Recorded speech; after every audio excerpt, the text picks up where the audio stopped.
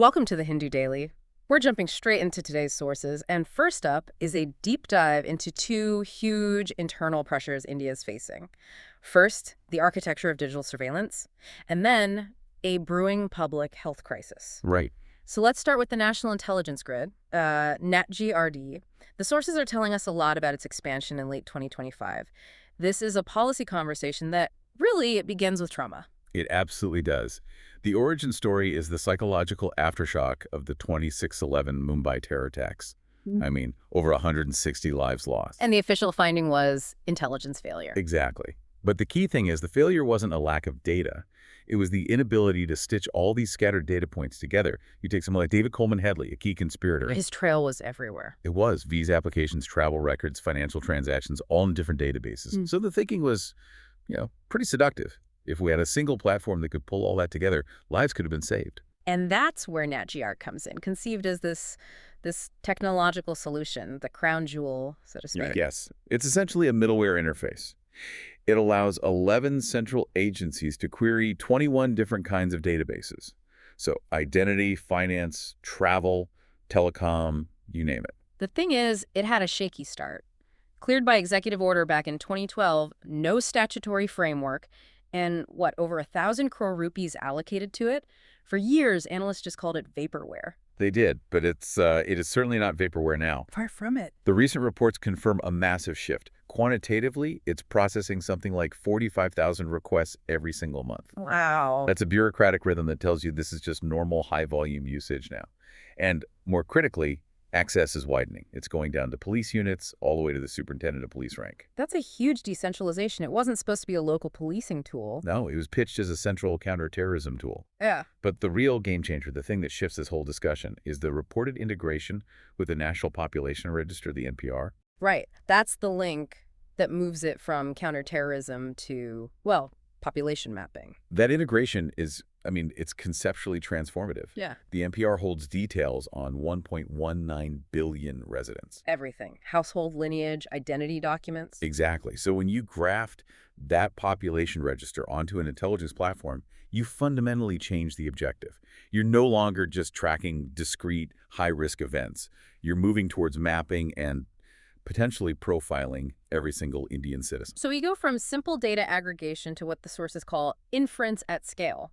They mention this analytical engine, Gandiva. Yes, Gandiva. It's used for something called entity resolution, and it's paired with facial recognition that's trawling through KYC and driving license databases. Okay, break that down. What does entity resolution actually mean for us? So entity resolution is the system's ability to find multiple, seemingly separate records, like a bank account at one address, a SIM card under slightly different name, and conclude that they all belong to the same person. Yeah. And inference at scale means it's not just looking for a known target. It's using predictive models to assign risk scores to people across the entire population based on all these connections it's making.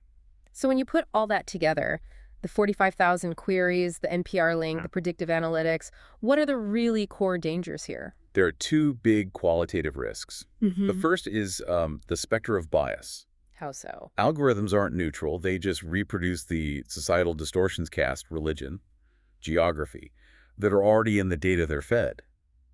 So when a system assigns risk based on biased data, it just cloaks that inequity in this, aura of objectivity. The machine makes the bias official. Precisely. An automated hit from a flawed system can have devastating consequences for someone who's already on the margins. And the second danger, you mentioned the sheer volume of access. That's what our sources call the tyranny of scale. When 45,000 requests are being logged every month, the idea that every single one is justified and independently checked, that starts to feel like a clerical ritual, not real oversight. It just becomes routine. It does. And that normalization allows a kind of digital authoritarianism to operate smoothly, all under the guise of safety and efficiency. Without really strong, independent scrutiny, the whole thing becomes a self-justifying system of continuous surveillance. Okay, let's pivot now. From the architecture of centralized power to a crisis of, decentralized individual behavior, India's fight against antimicrobial resistance, or AMR. Yes, and this has finally reached the very top of the political agenda. The Prime Minister's latest Man Ki Baat broadcast. Exactly. The health community is framing this as a moment of anagnorisis, that moment of critical realization you need at the highest level to actually galvanize a national response. The crisis is just so big and so diffuse that it needed this kind of mainstream push. And he used some pretty specific, hard-hitting data from the ICMR. He did. He pointed out that antibiotics are becoming less effective against common things, pneumonia, UTIs, and he put the blame squarely on the thoughtless and indiscriminate use of these drugs. The habit of just casually popping pills. Right. And that's the key. Before, interventions were things like drug bans discussed only in policy circles. By appealing directly to citizens to change their behavior, to stop taking antibiotics for a common cold, he's moved AMR out of the specialist world and into the national conversation. It's a problem of mass behavior. But public awareness is one thing. The data itself is a problem, isn't it? Experts are calling for better surveillance. They are. The current network, NARSnet, which reports to the WHO, has a fundamental problem. It's made up of about 60 labs with 41 reporting sites. And where are they located? that's the issue. They are heavily concentrated in urban centers and big tertiary care hospitals. So you're only seeing the sickest patients. You're seeing the sickest patients who have often had the most exposure to powerful drugs. So inevitably, you're driving up the national average for resistance rates. You're not seeing what's happening in smaller towns or primary care settings. It's a very skewed picture. Which brings us to the call from specialists like Dr. Abdul Ghafoor. Precisely. His point is very clear. You have to expand the network radically, bring in primary and secondary care centers, and just as importantly, bring in the huge private hospital sector. To get a more balanced and representative picture. That's the only way. You need that full cross-section of data to build policies that actually work on the ground. All right, let's shift gears now to the economy, specifically the Indian household budget. We have some fascinating OS&PI data that compares spending from 1999 to 2024. Yeah, this really visualizes structural change. The biggest signal is always the share of spending on basic food and beverages. And that's gone down. It has, significantly. Yeah. For rural households, it dropped from nearly 60% down to 47%. In urban areas, it went from 48% to just under 40%.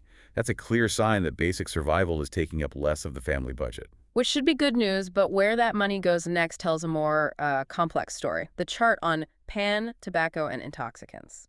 This is a pretty stark finding. Rural spending in this category has basically doubled, from 1.9% to 3.8%.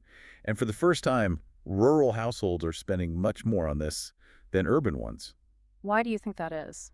It suggests that some of that increased disposable income, especially in rural areas, is being channeled into this kind of immediate, non-productive consumption.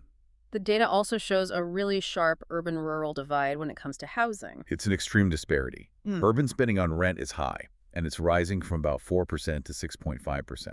That's the cost of city life. Meanwhile, in rural areas, It's static, negligible really. It's stuck around 0.5%.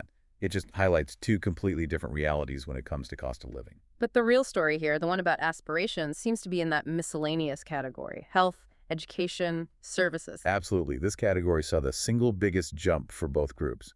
For rural households, it went from about 22% to nearly 36%, and for urban, from 30% to over 40%. So as the food budget shrinks, The money flows toward long-term investments. Health for the family, education for the kids, consumer services.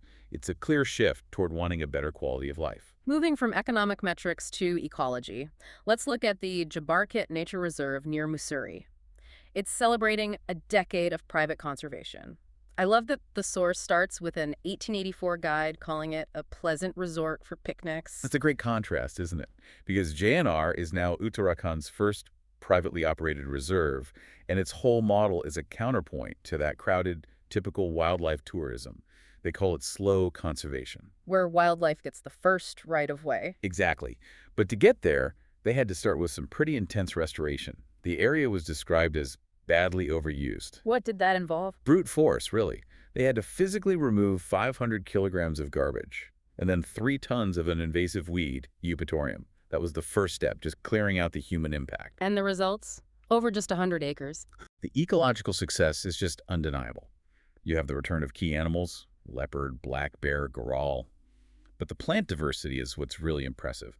Over 150 bird species, more than 40 types of ferns, ground orchids, even carnivorous sundews. It shows what's possible. It shows that even a small patch of land can become a crucial biological hotspot if you give it focused protection. Now, the key to making this sustainable is usually getting the local community on board. That's often the hardest part. And that's the masterstroke of this model. They proactively dealt with local suspicion by training and employing villagers from nearby as naturalists and guides.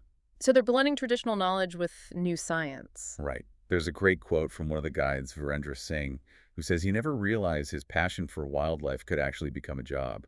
That really captures the success of it. And this model feels more relevant than ever, given the pressures on habitats across the country. Absolutely. You see it everywhere. The Himalayas facing landslide risks from road widening, the recent Supreme Court ruling that could affect the Aravalli Ridges. These private reserves like Jabarkhet are becoming essential stepping stones, these little refuges for wildlife populations that are getting squeezed from all sides. Okay, let's move to our policy and culture section, starting with India's climate targets.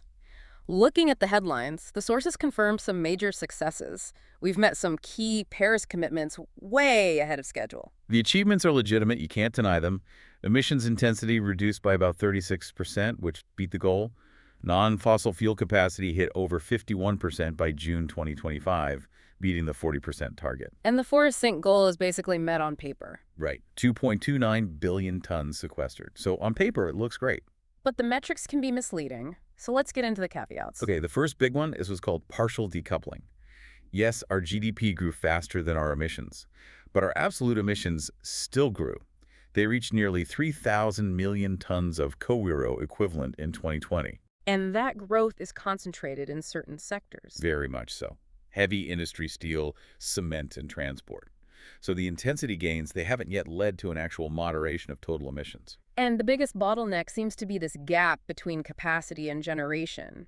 We have all this non-fossil capacity, but it's not translating to electricity on the grid.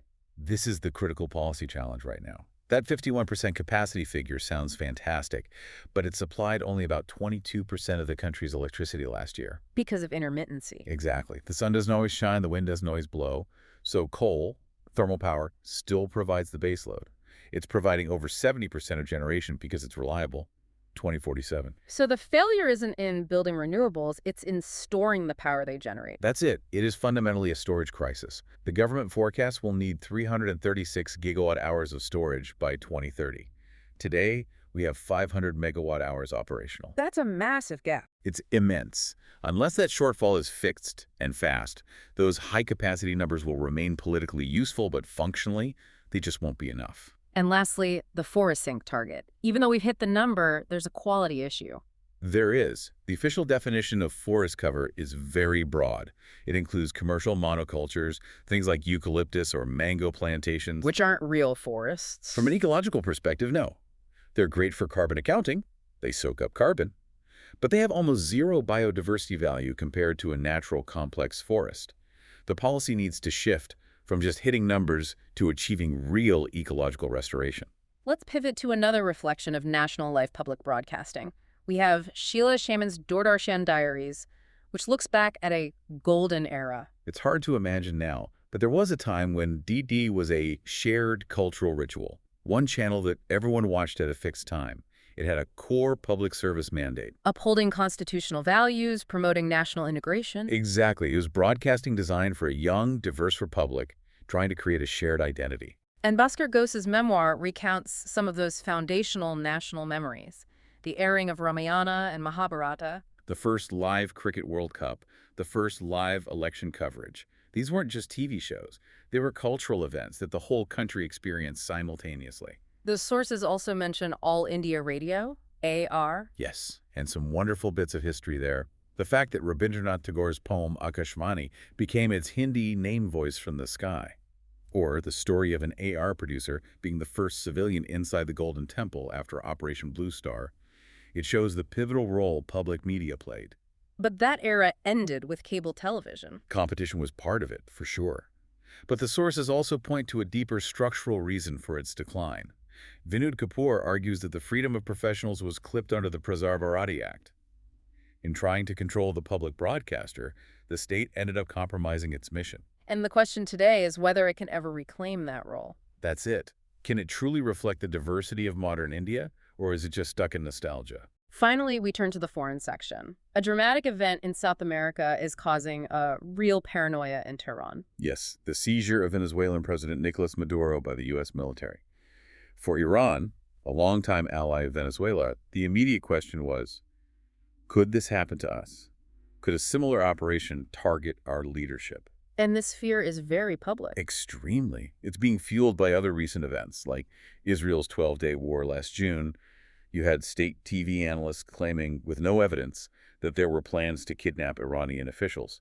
Even a prominent cleric warned that Ayatollah Khamenei's life was in danger. But how realistic is a raid like that in Iran? I mean, it's a very different country from Venezuela. Oh, the calculation is exponentially more complex. Yeah. Geopolitically, Iran is twice the size. It has a much stronger, centrally controlled security force than the Revolutionary Guard.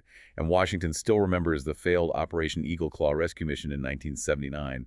They know how difficult it is. And then there's the elephant in the room. Yeah. The nuclear factor. That changes everything. Iran still has fissile nuclear material.